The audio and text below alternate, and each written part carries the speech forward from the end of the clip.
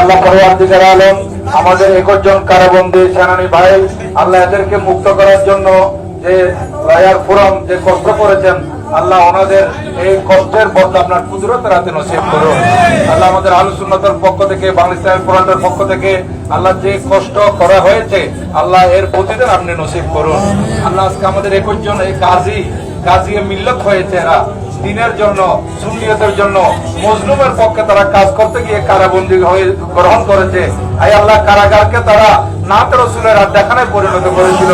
আল্লাহ একজন হিন্দুকে মুসলমানও বানিয়েছে। আল্লাহ এদের এই কষ্টকে এই মেহনতকে আপনি কবুল আর মঞ্জুর করুন। আল্লাহ অভিভাবকরা যারা ধৈর্য ধরেছেন আল্লাহ অভিভাবকদের উপর রহমত নাযিল করুন। বাংলাদেশের ছাত্ররা যুবকরা প্রত্যেকের উপর রহমত নাযিল করুন। আল্লাহ যারা আজকে এদেরকে সম্বর্ধনা দেওয়ার জন্য এদেরকে গতকাল থেকে আজ পর্যন্ত সারাদিন খেয়ে না খেয়ে যারা কষ্ট করছেন আল্লাহ প্রত্যেকের উপর আপনার রহমত নাযিল করুন। আল্লাহ এই মামলাটা তাদের খালাস হওয়ার তৌফিক দান করুন। নিঃশর্ত যারা মুক্ত হয়ে যায় সেই তৌফিক নসিব করুন।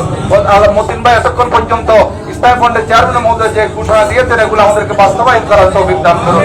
সাল্লাল্লাহু তাআলা ওয়া সাল্লাম আলা খায়রিল খালকি ওয়া নূরি যাতিহি মুহাম্মাদিন ওয়া আলিহি ওয়া সাহবিহি আজমাইন বিহাক্কি লা ইলাহা ইল্লাল্লাহ মুহাম্মাদুর রাসূলুল্লাহ।